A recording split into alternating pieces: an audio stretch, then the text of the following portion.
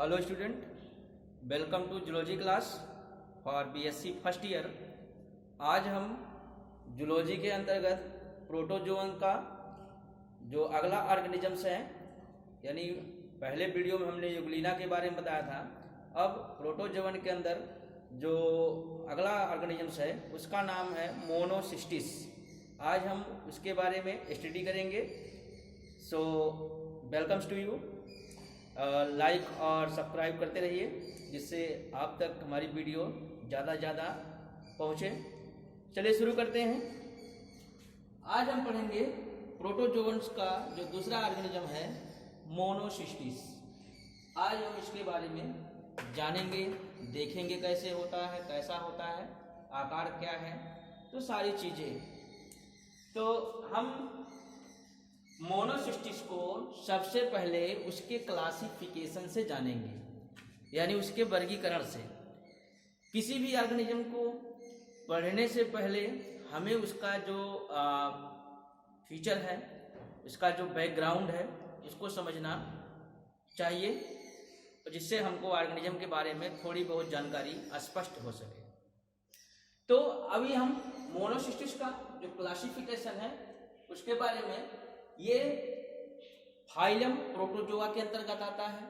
जिस फाइलम में यूग्लिना आते हैं, अमीबा आता है और पैरामीशियम आते हैं, उसी फाइलम में ये मोनोसिस्टिस आता है, यानी इसका भी फाइलम प्रोटोजोआ है। और इसका सब फाइलम, यहाँ देखिएगा, यहाँ सब फाइलम लिखा है स्पोरोजोआ। सब फाइलम जो उप वर्ग है, इसका उपसंघ है, वो किसमें आता है? स्पोरोजोआ में। स्पोरोजोआ का मतलब होता है स्पोरो और प्लस जोआ को जब हम अलग कर देंगे तो स्पोर प्लस जोवन, यानी स्पोर के द्वारा जिसका फॉर्मेशन हो रहा हो वो स्पोरोजोआ के अंतर्गत आता है। तो इसका जो उपसंघ होगा वो स्पोरोजोआ कहलाता है।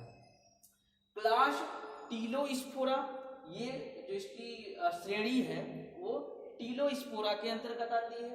और जबकि जो सब क्लास है यानी उप श्रेणी है वो ग्रीगार्निया पढ़ा जाता है, इसको ग्रीग्रेनिया के अंतर्गत आता है। और ग्रीग्रेनिया का मतलब होता है कि छटपटाने वाला। क्या? छटपटाने वाला। अभी इसका मतलब छटपटाने क्यों कहा गया इसको? ऑर्डर यूगार्गिनिडा कहा गया और जीनस इसका मोनोसिस्टिस है।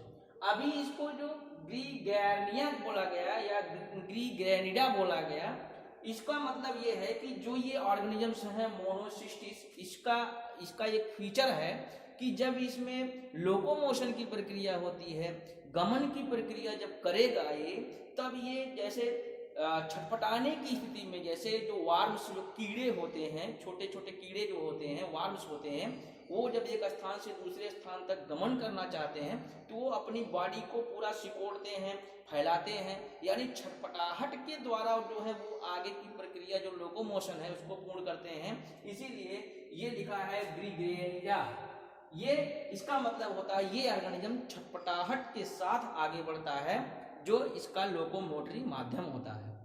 तो ये वर्गीकरण था इसका। अब हम देखेंगे कि इसके हैबिटेट को, हैबिट एंड हैबिटेट,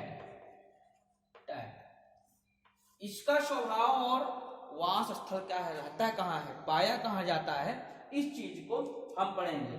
तो मोनोसिस्टिस इज ए, मोनोसिस्टिस के बारे में बताया गया कि Monocystis is a Indo parasite of earthworm. क्या बताया गया? ये क्या है? Indo parasite of earthworm. तो इसके रहने का जो स्थान है, इसमें सबसे पहला पॉइंट ये है कि monocystis lives as an endo parasites of earthworm. यानी ये जो अर्थवर्म मतलब होता है केचुआ, इसको आप जानते होंगे, फेरिटिमा पोस्थुमा जिसको कहते हैं। इस केचुए के इंडो पैरासाइट लिखा, यानी इंडो पैरासाइट का मतलब होता है अंतः परजीवी। अंतः परजीवी। इंडो पैरासाइट का मतलब क्या होता है? अंतः परजीवी, यानी केचुए के अंदर, केचुए के जो केचुआ होता है उसके शरीर के अंदर ये किस रूप में पाया जाता है? अंतः परजीवी के रूप में पाया जाता है। यानी अब इसका जो हैबिटेट है हमें पता चल गया कि ये केचुए के अंदर अंतः परजीवी रूप से विद्यमान रहता है या उसमें पाया जाता है। अंतः परजीवी यानी उसके बॉडी के अंदर परजीवी के रूप में पाया जाता है। किसके? अर्थवार्म यानी केचुआ के। एंड और जो अगली बात कहा गया है and occur in coelom and seminal vesicle, यानी कहा? Occur in coelom, coelom and seminal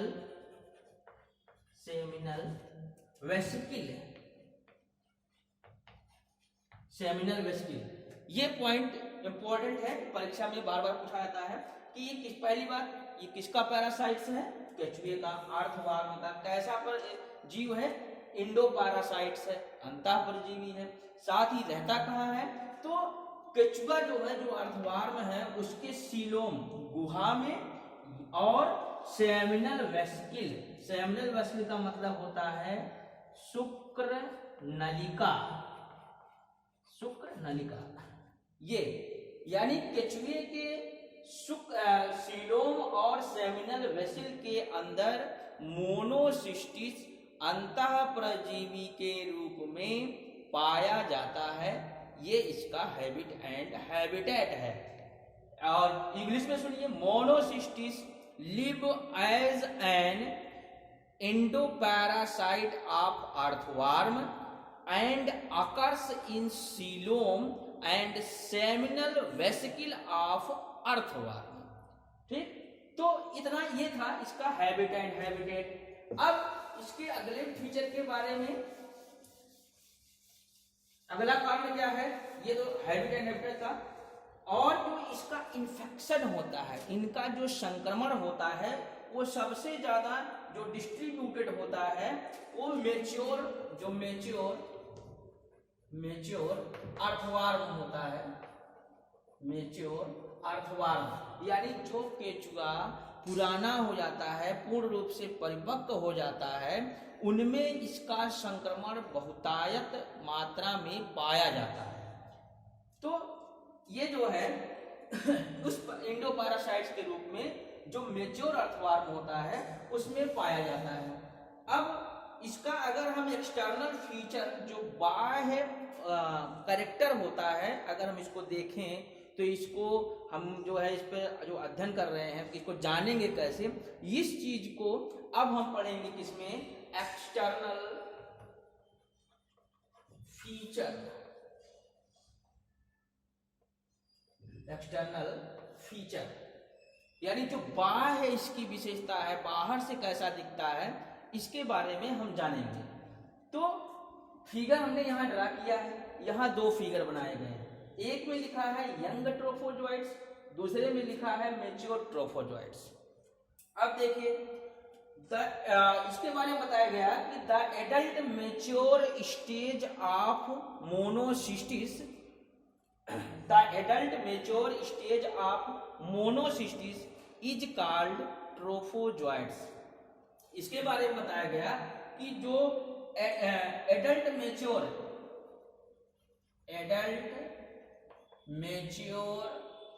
stage of Monocystis is called या नोन एज ट्रोफोजोइट्स।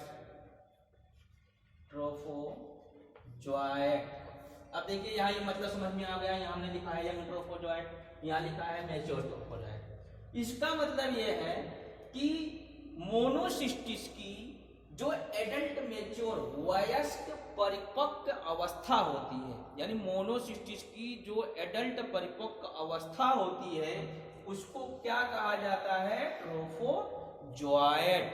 क्या कहता है? ट्रोफोजोइट। अब देखो अगर हम इस ट्रोफोजोइट को जानना चाहें तो लिखा है ट्रोफो प्लस ज्वाइड। ट्रोफो, ट्रोफो का मतलब होता है ट्रॉफिक लेवल के बारे में अगर आप सुने होंगे, इसका मतलब होता है पोषणकर्ता। अगर इसको दोनों को मिला दें, इसका मतलब होता है पोषणकर्ता। तो मोनोसिस्टिस की जो वयस्क एडल्ट मेच्योर अवस्था होती है उसको क्या बोला जाता है? ट्रोफोजोइट्स। अब ट्रोफोजोइट्स के बाद हमने कहा कि पोषण करता है। अगर ट्रोफोजोइट्स को हम जानना चाहें, इसका मतलब होता है पोषण करता। आगे यही इसके बारे में बताया गया है कि इट इज फीडिंग स्टेज। कौन सी stage? Feeding stage. It is feeding stage. Feeding यही मतलब है पोषण करता। It is feeding stage of the parasite, यानी जो परजीवी होता है उसका पोषण करता या उसके पोषण की जो अवस्था होती है उसे क्या कहा जाता है? ट्रोफोजोइट्स। यानी ये जो फिगर दोनों बनाए गए आपके सामने, ये क्या है कि उसका जो पैरासाइट्स है उसका ये फीडिंग स्टेज है, यानी पोषण करता जो है ये अवस्था है जिससे पोषण उसको मिलता रहता है, वो अवस्था ट्रोफोजोइट्स कहलाता है। साथ ही the young trophozoites live in the sperm morula. अब जो यंग ट्रोफोजोइट्स है, ये जो ट्रोफोजोइट्स है मेच्योर जब हो जाता है तो ये कहाँ रहता है? Live in sperm morula. Sperm morula, sperm morula में रहता है। और स्पर्म मारुला जो होता है वो ऐसी गोल संरचना, बॉल से गोल संरचना होती है कुछ इस प्रकार से। इसके अंदर जो है इसका एडल्ट ट्रोफोपैरासाइट का जो एडल्ट ट्रोफोजोइट्स है यानी ये उसमें रहता है। साथ ही it is seen surrounded by thin layer of degenerating sperm morula which the tail of dead spermatozoa are attached are producing ciliated.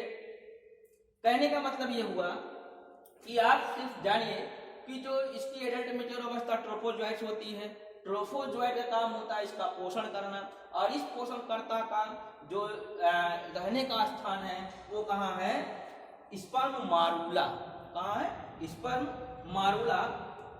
इसमें क्या होता है कि ये इसमें रहता है और रहने के साथ साथ जो टेल होती है, जो इसकी पूंछ होती है, जब ये कवर में बंद होता है तो ये पूंछ को क्या करता है? इसकी पूंछ गायब हो जाती है। अब गायब हो जाने के बाद ये जो ऑर्गेनिज्म होता है ये उस स्पर्म मारुला से जो डिटैच्ड होकर निकलकर वो कहाँ हो जाता है कि द ट्रोफोजोइट बिकम फ्री, यानी वो स्वतंत्र रूप से क्या होता है? बाहर आ जाता है। तो इस अवस्था को ट्रोफोजोइट्स कहा जाता है। और ट्रोफोजोइट्स को जब हम देखेंगे तो इसमें बहुत सारे ग्रैनुलर एंडोप्लाज्म पाए जाएंगे, कणिका युक्त जो है वो अंतः द्रव्य पाया जाएगा।